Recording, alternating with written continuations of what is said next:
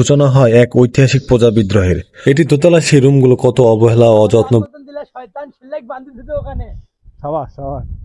এটির বয়স কত হতে পারে অনুমান করুন।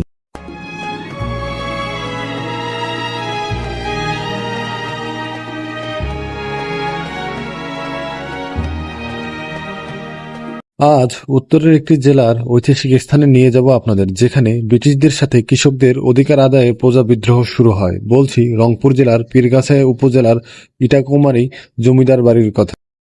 আপনারা এই জমিদার বাড়ি ঘুরতে আসলে দেখতে পারবেন এরকম একটি খোলা মাঠ, সাথে রয়েছে বট গাছ এবং অনেক দর্শনার্থী। আজ আপনাদেরকে এই জমিদার বাড়ি সম্পর্কে বিভিন্ন তথ্য দেওয়ার চেষ্টা করব। তো চলুন জমিদার বাড়িটি প্রথমত ঘুরে দেখার চেষ্টা করি এবং বর্তমান অবস্থা সম্পর্কে জানার চেষ্টা করি। আমরা যেতে যেতেই দেখতে পাচ্ছি এটি সুবিশাল একটি বারান্দা রয়েছে। তার ভিতরে রয়েছে অনেকগুলো রুম, যেগুলো অযত্ন অবহেলায় পড়ে রয়েছে। ভিতরের অংশগুলো একেবারে বাজে এবং নাজেহাল অবস্থায় রয়েছে। এটি সিঁড়ি উপরে ওঠার, আমরা পরবর্তী সময়ে যাব এবং দেখাবো। আমার সাথে রয়েছে আমার ভাই সাহাল, ও ভিডিও করতেছিল ওর পেজের জন্য।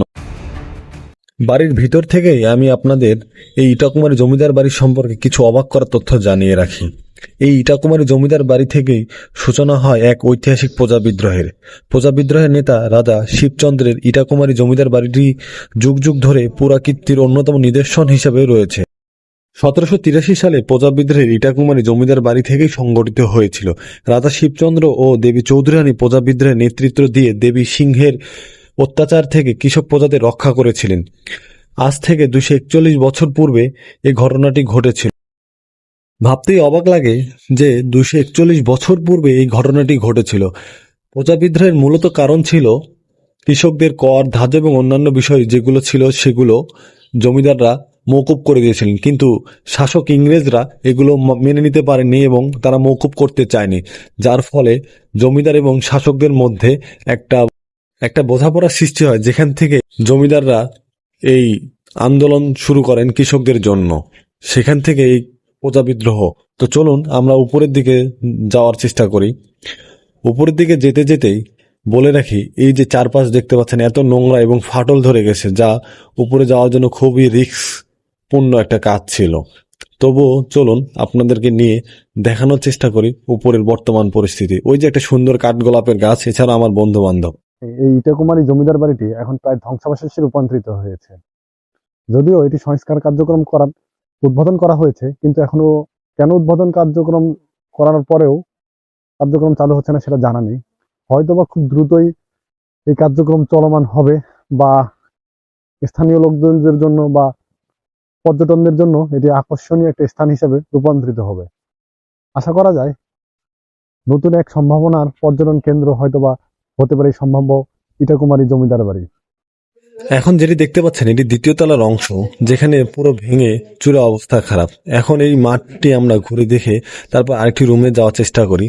সেখানেও একই অবস্থা, কারণ এখানকার প্রত্যেকটি রুমে কিছু না কিছু ভাঙা, অথবা বসবাসের অযোগ্য, অথবা এত নোংরা যে ভিতরে যাওয়াই যাচ্ছিল না।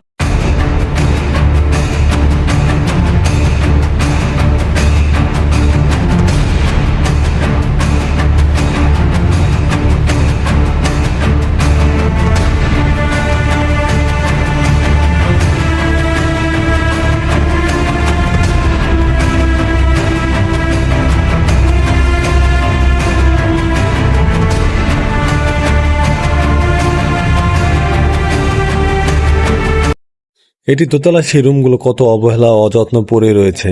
হয়তো রাতের বেলা এখানে ভূতেরাও বসবাস করে। এটা রুম ছিল ওর জন্য বান্ধি মানে ওর মতন দিলে শয়তান ছিলেক বান্ধি দিত ওখানে। সাবাস সাবাস। আর কিছু আমরা ছাদে থাকতে থাকতে একদম শেষ প্রান্তের দিকে আসি, যেখানে একটি কাঠগোলাপের গাছ ছিল, যা গন্ধ মহিমান্বিত করতেছিল সবাইকে। এত অপূর্ব গন্ধ এবং অপূর্ব সৃষ্টি আসলে বলা খুবই মুশকিল এখানকার মানুষের জন্য হয়তোবা। আমার পিছনে যে রুমটি বা যে ধ্বংসাবশেষের অংশটি আছে সেটি উপরে ওঠা যাক, দেখা যাক উপর থেকে কিরকম দেখা যায়। তো চলুন চেষ্টা করি। উপরে উঠতেই হাতের বাম পাশে একটা সিঁড়ি, যেটা অনেক সরু এবং অনেকটা ফেটে গেছে মনে হচ্ছে। এটি ধ্বংসাবশেষে রূপান্তরিত হয়েছে, যদিও যদি ধ্বংসের পথে বা বিলুপ্তির পথে। এটিকে যদি সংস্কারকরণ না করা যায় তাহলে এটিকে টিকিয়ে রাখা আগামী প্রজন্মের জন্য অনেক কষ্টকর হয়ে যাবে। অনেক উঠলাম, আমার বন্ধুরা, বাবু, মন্ত্রী, আকাশ, আমরা। এই হলো সেই শয়তান, এই রাজ্যের শয়তান। আমি না, যে রাজা ছিল সে।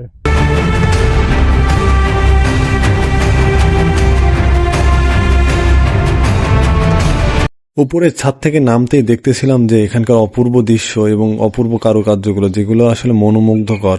হয়তোবা এগুলোকে বাঁচিয়ে রাখা এখন করুণ দৃষ্টান্ত হয়ে পড়েছে। জানা নেই কবে এগুলো সংস্কার কার্যক্রম শুরু হবে বা কবে শুরু করবেন, তবে তারাই ভালো জানেন, ঊর্ধ্বতন কর্তৃপক্ষ তারাই ভালো জানেন কি অপূর্ব দৃশ্য হয়তোবা ছিল এটি যদি পুনরায় সংস্কার করা যায়। এই মেইন ভবনের সামনে দাঁড়িয়ে একটু পোজ নেওয়ার চেষ্টা করতেছিলাম এবং দেখাচ্ছিলাম যে আমিও এই জমিদার বাড়ির মতন জমিদার হইতে পারি কিনা। আচ্ছা থাক এসব নেহাত কথা। তো আমরা যাচ্ছিলাম হাতের বাম পাশে অর্থাৎ দক্ষিণ পাশের দিকে, যেখানে একটি কাঠগোলাপ রয়েছে। এই কাঠগোলাপকে ঘিরে রয়েছে অনেক ইতিহাস। তো আপনার এই কাঠগোলাপটির বয়স অনুমান করতে থাকুন। এটি সংস্কার কার্যের উদ্বোধনী ফলক, যা 2007 সালে 17 ফেব্রুয়ারিতে স্থাপন করা হয়, কিন্তু এখনো কোনো উদ্বোধন কার্যক্রম শুরু করা হয়নি। এই যে দক্ষিণ পাশে দেখতে পাচ্ছেন একটি কাঠগোলাপ, এটির বয়স কত হতে পারে অনুমান করুন। কথিত আছে যে জমিদার দক্ষিণ ভারত থেকে কাঠগোলাপের একটি চারা এনে রোপণ করেছিলেন জমিদার বাড়ির ঠিক দক্ষিণ পাশেই। বলা হয় এই কাঠগোলাপের গাছটি প্রাচীন এবং সর্ববৃহৎ গাছ। এটি সেই পিছনের অংশ। ভিতরে ঢুকতে ঢুকতে কিছু তথ্য আপনাদের জানিয়ে রাখি। তৎকালীন অবিভক্ত বাংলার দ্বিতীয় নবদ্বীপ হিসেবে ইটাকুমারীর খ্যাতি ছিল গোটা ভারতবর্ষ জুড়েই। শিক্ষা, সাংস্কৃতিক বাতিঘর হিসেবে ইটাকুমারীর খ্যাতি ছিল গোটা ভারতবর্ষ জুড়ে। দেখতে পাচ্ছেন বর্তমানে এটি ফাটল এবং ভঙ্গুর অবস্থায় রয়েছে। যে কোনো মুহূর্তে এটি ভেঙে চুরে গুরমার হয়ে যেতে পারে। তাই এখানে বেশিক্ষণ না থেকে দ্রুতই বেরিয়ে পড়ার চেষ্টা করি। এবং বলতেছিলাম ইটাকুমারীর কিছু রহস্য আপনাদের সামনে। বহু অধ্যাপক ও দেশি বিদেশি থেকে আগত অনেক ছাত্র অধ্যাপনা ও অধ্যয়নে নিয়োজিত ছিলেন এখানে। ইটাকুমারী পল্লীতে জন্মগ্রহণ করেছিলেন মধ্যযুগের বিখ্যাত কবি শ্রী রতিরাম দাস। তাহলে ভাবা যায় বা বলা যায় যে এই ইটাকুমারী জমিদার বাড়িটি অবিভক্ত বাংলা বা বর্তমান বাংলাদেশের জন্য কতটা গুরুত্বপূর্ণ এবং দর্শনীয় স্থান তা বলার কোনো অবকাশ রাখে না, কারণ এই জমিদার বাড়িটি অনেক গুরুত্বপূর্ণ। পিছনের এই অংশটির সাথেই রয়েছে একটি কূপ, যা এখন একটি ভরাটপূর্ণ হয়েছে। তবে এটি বাংলার 1341 সালে স্থাপনা করা হয়েছে। রানী কৃষ্ণ এই ধরনের একটি নাম লেখা ছিল। চারপাশে এত অযত্ন অবহেলায় পড়ে রয়েছে তা বলার অধিকার রাখে না। এখন আমরা যাচ্ছি একটা ফাঁকা স্থানে, যেখানে রাজার মূল বাসভবনটি ছিল, কথিত ছিল, কিন্তু আসলে এখন তার ধ্বংসাবশেষে রূপান্তরিত হয়ে গেছে। এখানকার স্থানীয় লোকজন এখানে নানা রকমের সবজি বা ফসলি আবাদ করে থাকেন এবং অনেক গাছগাছালি হয়েছেন। তবে স্থানীয় লোকজনদের কাছ থেকে শুনেছি এই যে ফাঁকা জায়গাটা দেখতে পাচ্ছেন, এখানেই জমিদার মূল বাসভবনটি এখানেই ছিল। তবে আপনারা যে ধ্বংসাবশেষের আংশিক অংশটি দেখতে পাচ্ছেন, সেটিও এখন বিলুপ্তির পথে। পিছনে আরো বেশ কিছু অংশ রয়েছে যেগুলো এখনো ধ্বংসাবশেষে রূপান্তরিত হয়েছে, কিন্তু যাওয়ার উপযুক্ত না থাকা যেতে পারেনি।